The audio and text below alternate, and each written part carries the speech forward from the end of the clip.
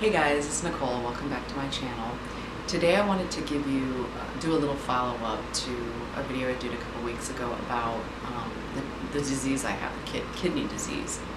And I wanted to kind of go over some things that I've been doing to try to help to heal my kidneys, and just kind of talk a little bit about the symptoms of kidney disease and why it's important to check your kidneys. Not many people think about their kidneys as important, but your kidneys are keeping you alive right now, and it's really important to make sure they're healthy, because you can have kidney disease and not know it. It doesn't produce symptoms in the early and even mid stages.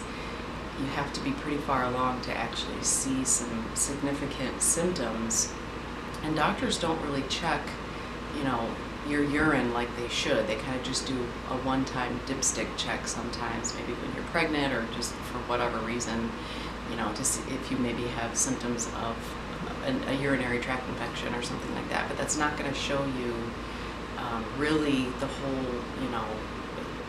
whole situation of what could be going on with your kidneys if they're not healthy. So to get more detailed information about this disease that I have, go ahead and watch the other video first. But if you don't want to watch that video, I'll just give you a quick rundown. About 4 years ago, I found blood in my urine. Like, I saw it in the toilet. It looked like cranberry juice, and it really frightened me. I went to the doctor, and long story short, I ended up finding out that I have a kidney disease, and it's autoimmune. Most of the time, people who have kidney disease have diabetes, and it's kind of caused by the diabetes. I don't have diabetes at all. This is all autoimmune in my case. So the first thing that kind of pointed me to the fact that I have this is a 24-hour urine test. You have to go to the doctor, and they give you this container that you have to fill with your urine for 24 hours. You have to get up in the middle of the night if you're going, fill it. You can't go in the toilet. You have to fill every drop of urine that you go in 24 hours into this container, and you have to keep it in the fridge.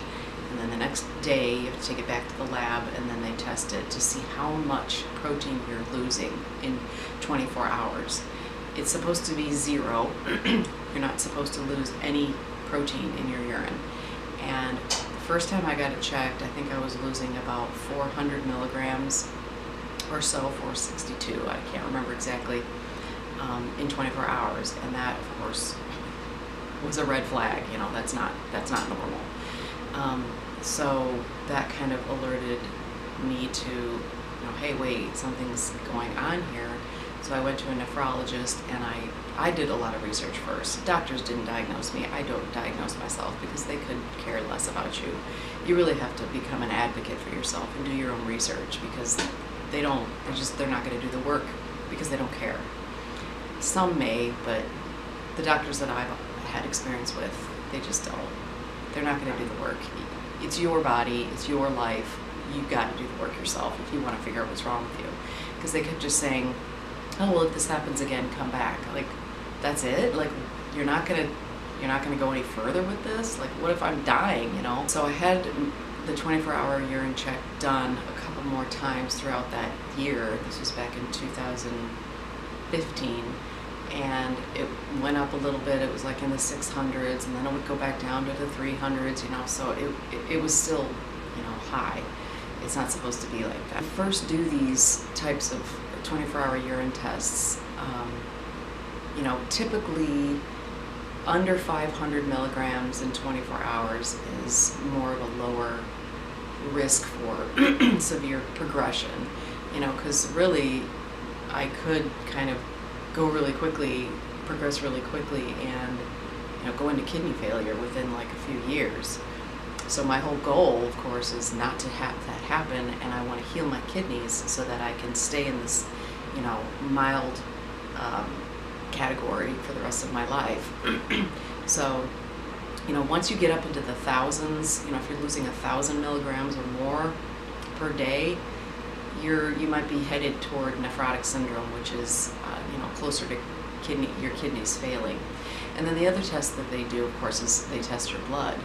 and your creatinine, your GFR, and mine are normal. That's why they were also like, well, wait, maybe, we're not dealing with kidney disease here. I have low blood pressure. my blood test looked great, completely normal. It was just that I had this protein and blood in my urine. It wasn't just protein, I also had blood in my urine.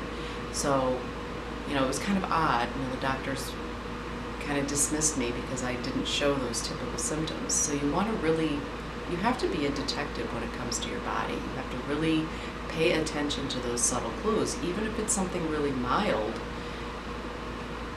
go find out what's going on. Get as much testing done as you can. Some of the things that I've been doing for the last 4 years are, the first thing I did was I went completely gluten-free. Now, I've always been, for the past, 15 years or so, I've tried to eat as little gluten as I can, but now I'm no gluten whatsoever, because gluten is really an inflammatory food. Even if you don't have celiac or you're not sensitive to it, it really is, it can cause inflammation in the body. And so autoimmune diseases are already an inflammatory condition.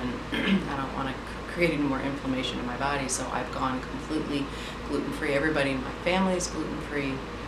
So, that's just something that I've been maintaining. And then the second thing was dairy. Dairy is very inflammatory as well, so I've gotten completely off of that.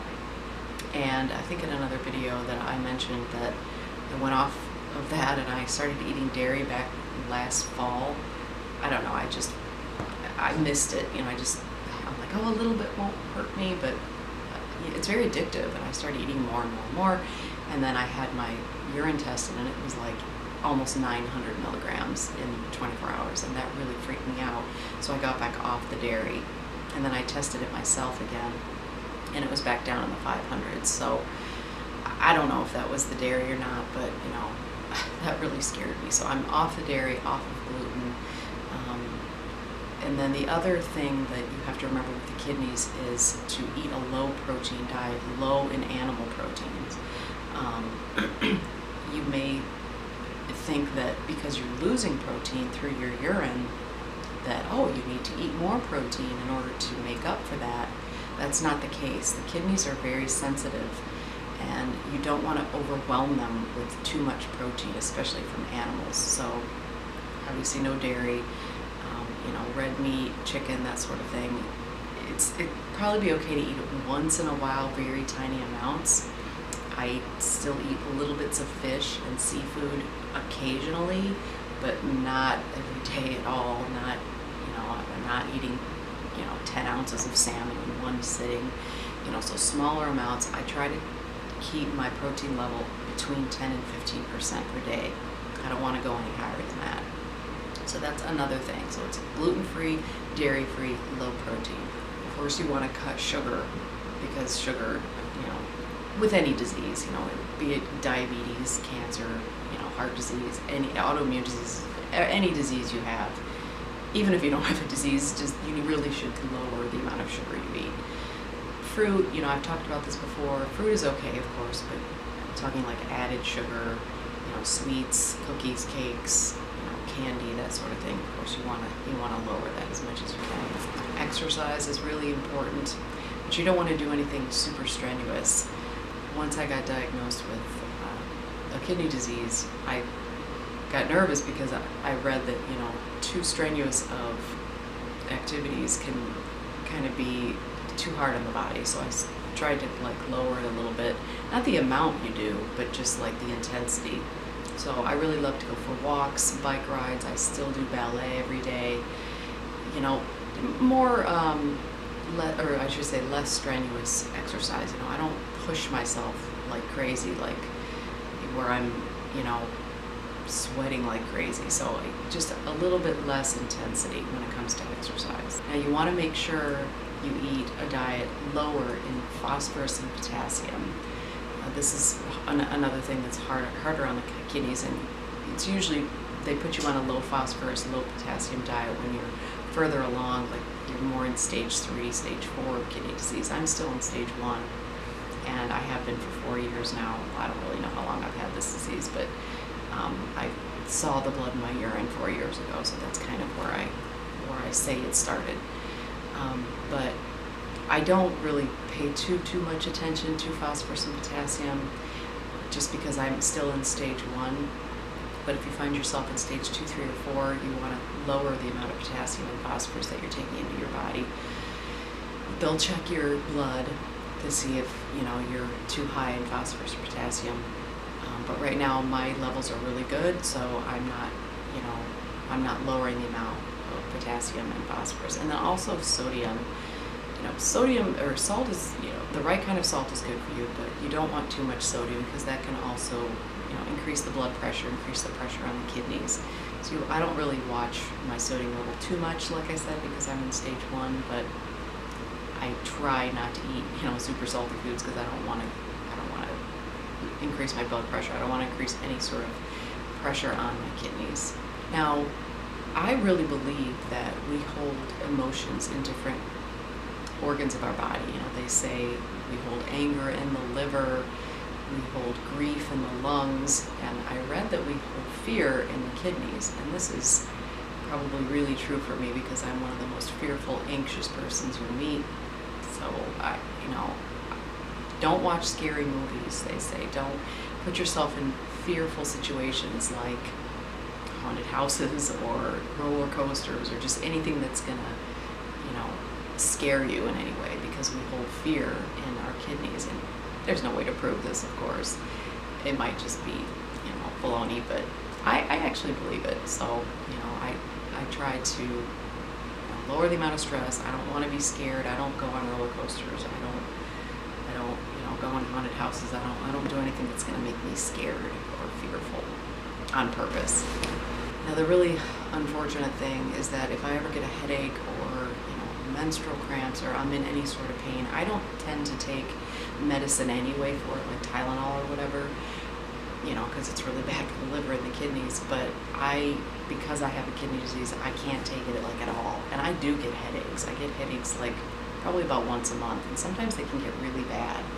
So I'm kind of like, there's nothing I can do. I have to just suffer through it, which really stinks. So if you have problems with your kidneys, you really are not supposed to take any sort of acetaminophen, ibuprofen, aspirin, any sort of over-the-counter pain medication, because it's extremely hard on the kidneys. So you want to really watch that and try to go the natural route as much as you can. Now, of course, you need enough water. The kidneys filter the blood in your body, and you need water to filter all of that out. But you also don't want to drink too much water, because too much water is actually hard on the kidneys. So you want to, just enough to keep your urine straw colored, like a light yellow. If it starts getting too dark yellow, drink more water. If it's like completely clear, you want to cut back. You don't want too much water, because that's also hard on the kidneys. Now, for a while I was taking Chinese herbs, and I don't know how to pronounce them, so I'm not going to go over all of the herbs that I was taking, but a lot of them contained medicinal mushrooms, and those seem to really help me keep my protein levels low. But they're really expensive, and I don't want to rely on anything to heal me. I want to do it, even though that's natural. I don't want to have to buy supplements every month, for the rest of my life. And then for a while there, I was also taking resveratrol, CoQ10. I was taking astaxanthin and arlopoic acid.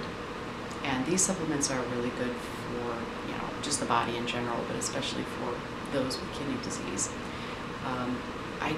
Like I said, I don't want to rely on taking supplements.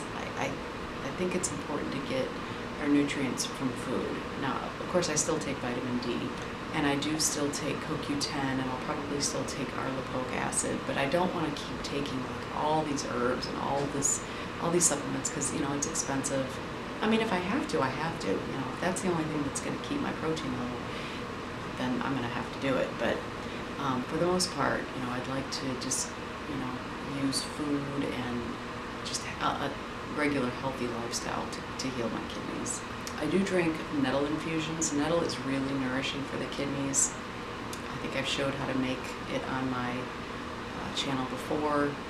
And then I also take infusions of red clover and red raspberry leaf these are really good for female issues like cramps and just toning the uterus. Which omega-3 fatty acids are really, really important for the kidneys. It's good for lowering inflammation, because what's going on in my kidneys right now is that there are these IgA deposits that are kind of mucking up the filtration system in my kidneys, and that's causing inflammation. So any way that you can lower inflammation in your body is going to help.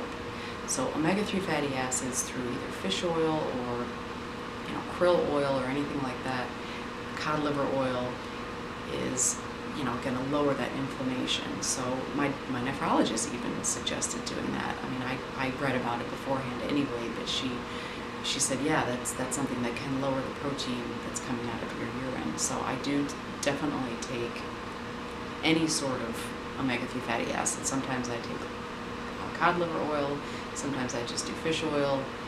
I eat flax seeds and chia seeds and hemp seeds, and as many omega-3s as I can, because you want to watch the ratio of omega-3 to omega-6. Omega-6s are usually found in cottonseed oil, sunflower oil, canola oil. Those are more pro-inflammatory oils, especially if they're heated. So you want to make sure that you have the omega-3 fatty acids in your diet. You want maybe like 3 to 1. 3 omega-6s to 1 omega-3. The ratio should be that way. So, it's important to get those omega-3s in your diet, especially for, lowering inflammation. So like I said in the beginning, it's really important to maintain your kidney health. Go to the doctor if you're having any symptoms whatsoever. If they brush you off, press them. Say, hey, look, I'm having these symptoms. I really would like, a 24-hour urine test. I want my blood tested. Just do everything you can. If you're having these symptoms, make sure you go to a doctor. Some of the symptoms that you can be experiencing if your kidneys are getting worse are things like nausea, itching, muscle cramps. You could have swelling in your feet and ankles. You could be urinating too much. You might be urinating too little. Stomach pains, shortness of breath. All of these symptoms, if you see blood in your urine, go to the doctor right away. Any of these symptoms could point to a kidney disease, and you want to take care of that as soon as possible, because kidney disease is a progressive disease. And once you're in stage 4, your kidneys are going to fail. I've actually been really fortunate that I haven't had any of these symptoms. Of course, I do urinate constantly. That's the one annoying symptom, but I'm not really in any, pain from this disease that I have, and I'm really blessed because of that. But, some people, and that's the thing about this disease, is that it doesn't show any symptoms. I didn't think anything was wrong with my kidneys. I always thought it was the cystitis that I got diagnosed with back when I was like 20. You'd have to watch my other video to learn about that, but I didn't know that it was my kidneys. I had no idea. Now, I had an ultrasound done actually on my kidneys when I was kind of going through this whole journey, and nothing showed. That's the thing. You have to do investigations when it comes to your body. Sometimes it's hard to diagnose certain things, so you have to. Don't ever just ignore any symptom whatsoever, no matter how minor it might seem. It could end up being something really major. So, for example, I've been having frequent urination for years and years, and blood in my urine. I always thought it was the cystitis, but I think it was my kidneys kind of, sending me these little red flags throughout all these years. So please, please, please pay attention to your body and go do research. Don't rely on the doctors, because they like to just kind of follow their protocol. If you come in with ABC symptoms, they're going to say, oh, you need this drug, and send you on your way. Don't trust that. Go home and do research and find out everything you can about the symptoms you're having. Make a list of all the things that it could be, and go to a different doctor and say, hey, look, can we do this test and see if maybe this is what's going on, because you don't want it to get worse. Because if I had just ignored this and just done what the doctor said and just because it hasn't happened again. I only had the blood in the urine one time, the visual blood. I always get the blood in my urine, microscopic, but the visual blood I only had one time. Never had it again. So if I had done what my doctor said and just came back, if it happened again, I would be still,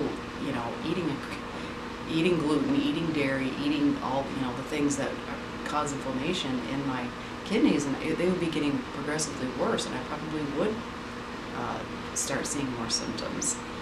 So pay attention to your symptoms, go to the doctor, and insist on tests to check everything. And if you have any questions about this, please leave them in the comments section. I'd love to hear from you. Thanks for watching this video. If you like videos about health and want to learn more, subscribe to my channel, and we'll see you next time.